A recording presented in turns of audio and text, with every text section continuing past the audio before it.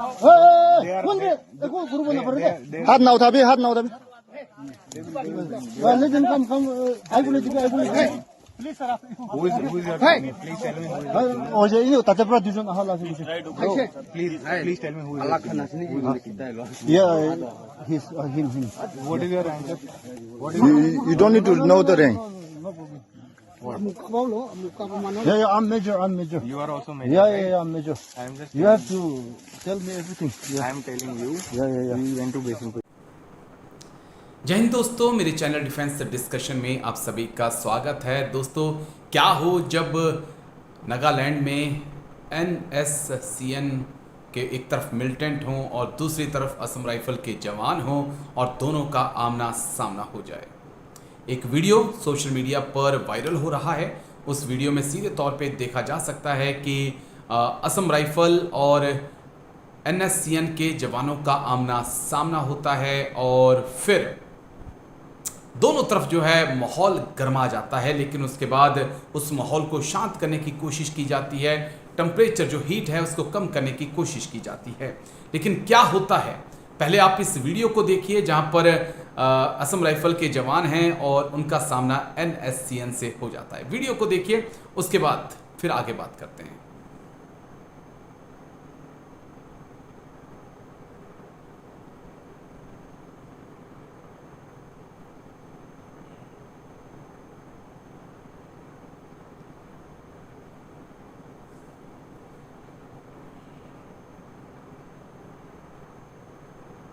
तो चलिए, ये वीडियो आपने देख लिया। अब हमने जाने माने डिफेंस एक्सपर्ट हैं मेजर मोहम्मद अली शाह सर के पास एक तजुर्बा है असम राइफल में। उन्होंने काम किया है एज ए कंपनी कमांडर। वो नागालैंड और मणिपुर में सर्व कर चुके हैं। तो उनसे मैंने पूछा कि उनका एक्सपीरियंस कि क्या कभी उनके साथ भी ऐसा हुआ कि कभी जो वो नागालैंड में सर्व कर रहे हों और एक तरफ असम राइफल हो और दूसरी तरफ NSCN हो। तो उन्होंने जो कहा वो बेहद चौंकाने वाला है कि क्या होता है जब फोर्सेस वर्सेस NSCN हो जाता है और चारों तरफ जंगल हो लेकिन बीच में बराबर के सिपाही खड़े हो। इंटरेस्टिंग चर्चा है, लास्ट तक जरूर देखिएगा।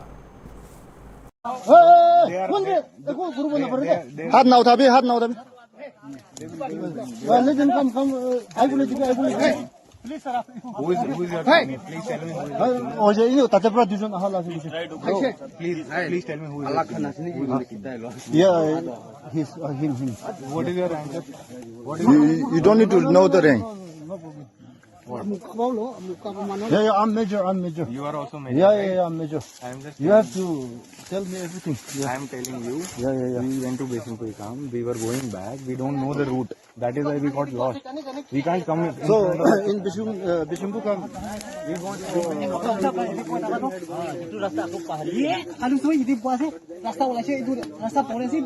at this time, we don't need to go into the jungle also. Because this is our area. This is our area. This is our land. किधर पहुँचे से बिशंबु के अंदर? itu Bisembu kam jibi lokori bujaise na that time te to kun khali di jaise jibi ke lok paise apa nai hab jane apnar manu ke lok paise apa nai sebelan khan ke pasti manu khan ke itu pasata aha time te rasta pahori se बिशंबु के अंदर किमान दिन बसे? waha nai किधर पहुँचे से? jaise aru ahi jaise enige When did you reach बिशंबु के? किधर पहुँचे से बिशंबु के अंदर? बताओ। हाँ, बिशंबु के अंदर किधर पहुँचे से?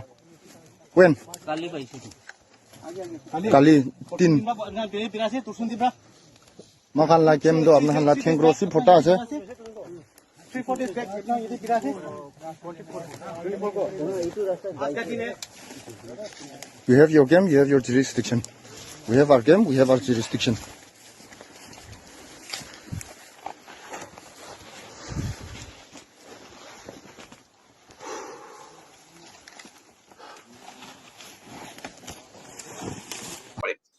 एक पॉइंट मैं आपसे और समझना चाहूंगा। एक वीडियो बहुत ज्यादा वायरल हो रहा है, वो नागालैंड का बताया जा रहा है। मैंने बहुत गंभीरता से इस वीडियो को देखा, फिर मुझे लगा कि शायद ये 3-4 साल पुराना हो सकता है, मे बी 5 साल पुराना हो, जहां पर देख रहे हैं कि असम राइफल के कुछ जवान हैं, उनके साथ एक मेजर साहब हैं जो एक पेट्रोलिंग के लिए निकले हुए हैं, लेकिन अचानक से NSCN जो नागालैंड में मिलिटेंट ग्रुप है, उनके लोग जो है उनको घेर लेते हैं और दोनों आमने सामने हो जाते हैं और दोनों आमने सामने बैठते हैं। अजीब लगता है देखकर कि दो फोर्सेस आमने सामने हैं। तो क्योंकि आपने नागालैंड में भी सर्व किया, आपने मणिपुर में सर्व किया, असम राइफल की कंपनी को भी आपने कमांड किया है, क्या ऐसी सिचुएशंस आपके सामने भी आई कभी कि आप पेट्रोलिंग पे निकले हैं, एरिया डोमिनेशंस के लिए निकले हैं, लेकिन आप NSCN या पीपल लिबरेशन आर्मी जो कि मणिपुर की है, उसके एरिया में आप घुस गए और वहां पर आमना सामना हुआ हो? सर, एक बार नहीं, कई बार हुआ है, अनगिनत बार हुआ है। और PLA के साथ मणिपुर में तो नहीं हुआ कोई सामना ऐसा। NSCN IM और NSCN K के साथ नागालैंड में हुआ है, कई मर्तबा हुआ है वहां पे। और एक बार तो ऐसा हुआ कि मैं कंपनी कमांडर था, मेरे CO साहब हम लोग थे, हम बिल्कुल उम्मीद नहीं कर रहे थे, हम पेट्रोलिंग पे नहीं, हम ऐसी जगह को रेकी कर रहे थे हम। एंड सडनली वी सॉ कि वर्दी के अंदर हथियार लेकर पहाड़ी के ऊपर कुछ लोग घूम रहे हैं। मैंने यहाँ पे कौन सी कंपनी है?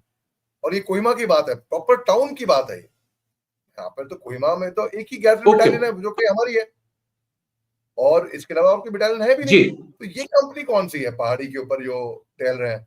तो हम गए वहां पे, तो CO साहब ने, और उनका RP गेट बकायदा प्रॉपर घेरू चूना हो रखा, पूरा पेंट हो रखा, बिल्कुल प्रॉपर आर्मरी, पूरा डाइनिंग हॉल, सब कुछ अलग, उनका लंगर अलग। तो CO साहब ने उनके RP गेट पे रुक के पूछा भाई अच्छा, उनके RP ने सैल्यूट भी मारा, ऐसी बात नहीं है, उनके RP ने, और बहुत ही चटक स्मार्ट, जोश टाइप, बिल्कुल कोई ऐसी दुश्मनी दिखाई नहीं, सैल्यूट मारा, देख के कि हम वर्दी में हैं, वो रिस्पेक्ट दिया हमको एज अ सोल्जर, सिपाही। और फिर CO साहब ने बोला कि हमें को आपके जो कमांडर है उनसे मिलना है। उनके कमांडर आए, वो भी वर्दी में आए और स्मार्टली ड्रेस्ड, खटखट स्मार्टली ड्रेस्ड। पहले आके वो सैल्यूट मारते हैं, वो उनकी कंपनी कमांडर, और उनसे बात भी हुई। तो हमारे CO साहब ने बोला कि भाई मैं 24 घंटे दे रहा हूँ, यहाँ से पैक करो और निकलो यहाँ से। उन्होंने शांति से बात करी, उन्होंने अमल की उस बात को, और वो निकले वहां से। उन्होंने जाके अपना कैंप कहीं और पे लगाया। एक बार हम पेट्रोलिंग पे गए थे, तो वहां पर जब बाय टाइम हम पहुंचे, 100 स्लीपिंग बैग, 100 बूट, हथियार की स्लिंग जो होती है, एंकलेट, हेलमेट, वहां पर हमको मिली। बंदे नहीं मिले, क्योंकि उन्हें खबर मिल गई होगी कि असम राइफल बहुत लॉन्ग रेंज पेट्रोल पे कहते हैं हम, बहुत दूर। एक 2.5 टन में हम गए कहीं तक, उसके बाद जंगल इलाका था, तो हम 2.5 टन से उतरे, पैदल मार्च करी, पहाड़ी पे चढ़े, उतरे, जंगल, और जंगल भी ऐसा घना कि उसमें चलने की कोई पगडंडी नहीं थी। तो हमारे जो जवान थे, खासतौर से पता है असम राइफल में उस टाइम पे बहुत लोग north east part of India से आते थे, मणिपुर से, नागालैंड से, मिजोरम से, त्रिपुरा से, असम से, अरुणाचल से, मेघालय से, और नेपाल से भी बहुत लोग थे, थापा, गुरुंग, राणा, छेत्री, बहादुर, बहुत लोग थे। तो खुखरी हमारे पास होती थी, खुखरी से पगडंडी पे काट के हमने ट्रैक बनाया, तब जाकर हम NSCN K का कैंप था वहां पे, 100 स्लीपिंग बैग, यानी कि लेफ्ट इन हाफ, वो जल्दबाजी में वहां से गए थे, भागे थे, सोचे कि भाई असम राइफल्स या आर्मी या कोई भी फोर्स आ रही है, निकलो यहाँ से। तो ऐसा कई बार, एक बार तो हमारे सामने हो गया था, तो हमने बोला हम असम राइफल्स हैं, अपने हथियार ड्रॉप करो, उन्हें रखे नीचे, उन्हें आदर किया है हमारा, ऐसा कुछ वो ऐसा है नहीं कि भाई। और एक बार तो भाई, आपको कहानी, मशहूर कहानी पता है, आपको बताया था मैंने आपको, कि हम 5 सोल्जर थे, 4 तो ऑफिसर थे और 1 NCO साहब थे। हमको हमारे सिर पे बंदूक ताक दी थी और ऑर्डर आया था कि गोली, लेकिन फिर भी हम वहां से, उस चुंगल से बचकर निकले। हम मिरेकल था, लेकिन हम कुछ हुआ नहीं। तो नागालैंड में क्योंकि लेकिन SOP क्या कहती है कि इंडियन आर्मी की, असम राइफल की, अगर आपका NSCN IM से या K से अगर आमना सामना हो जाए, तो SOP क्या कुछ कहती है अपनी? देखिए, सीज फायर है, तो सीज फायर के मुताबिक नागालैंड के अंदर, जैसे कि सीजफायर है, तो जितने भी अंडरग्राउंड है वहां पे NSCN-IM या NSCN-K, वो अपनी वर्दी डालकर, अपने हथियार लेकर, उनके डेजिग्नेटेड कैंप्स हैं कि यहाँ पे उनके कैंप्स हैं, दे अलाउड टू कैंप है। लाइक फॉर एग्जांपल उनका कैंप हेब्रन है, कैंप हेब्रन उनका हेडक्वार्टर है, मेन हेडक्वार्टर, जहाँ पे NSCN-IM के चीफ वो वहां पे रहते हैं, जैसे कि NSCN-IM के मोइवा साहब वहां पे रहते हैं हेब्रन हेडक्वार्टर में। और हमको न्योता भी आया था भाई, उनका बड़ा अच्छा रॉक बैंड भी है और बहुत टैलेंटेड भी है। हाँ, गिटार विटार और वो अच्छा गाते भी हैं, बहुत टैलेंटेड है वहां के लोग। उन्होंने बकायदा फॉर्मल इन्विटेशन दिया मेरे को कि हम चाहते हैं आप हेब्रन कैंप विजिट करिए। मैं सीओ साहब को बोला, सीओ साहब ने बोला कि भाई नहीं अब ठीक है, पंगे मत लो, ठीक है ओके रहो, तो हम गए नहीं वहां पे। मगर वो चलिए अच्छा, लेकिन यही सवाल है कि इन लोगों के पास आखिरी सवाल कि weapons, helmet, slings, anklets, DMS जैसे बूट, प्रॉपर वर्दी आर्मी जैसी, क्योंकि मैंने भी उनके लगातार वीडियो देखता रहता हूँ, कहाँ से आते हैं? क्या ये अंदर ही नागालैंड में मैन्युफैक्चर हो रहे हैं या चाइना की तरफ से सप्लाई है या म्यांमार थाईलैंड वाला जो रास्ता है वहां से चीजें आ रही हैं? आखिरी सवाल सर जी, जो अंडरग्राउंड ग्रुप्स हैं, okay I will give you example of Manipur. जैसे कि मणिपुर में PLA, UNLF, KYKL, प्रीपाक जैसे ग्रुप्स हैं वहां पे मणिपुर में। तो ये लोग एक्सटॉर्शन करते हैं, जिनको ये टैक्स बोलते हैं, टैक्स कलेक्शन। अब जरूरी नहीं कि टैक्स पैसे के तौर पे ही आए, कि वहां के जो नागरिक हैं, जो हिंदुस्तानी जो हैं, जो वहां पे आम लोकल्स हैं, पहले तो वो हिंदुस्तानी है, उसके बाद वो मणिपुरी या जो भी वहां के होंगे, ठीक है, वो इनकम टैक्स भी भरते हैं इंडियन गवर्नमेंट को। ये अंडरग्राउंड को भी उनको मजबूरन टैक्स भी देना पड़ता है। या तो आटे की बोरी हो गई, in kind, it need not be in cash, it can be in kind also. तो वो टैक्स कॉन्ट्रीब्यूशन कहते हैं, वो तो वहां पे भरना पड़ता है, तो उससे जमा पूंजी काफी हो जाती है। इसके अलावा इनको, जी हाँ, ये सवाल मेरे को अब तक रहा है और मैंने पूछा भी कि इनको चीन से आ रहा है, कहाँ से आ रहा है, क्या हो रहा है।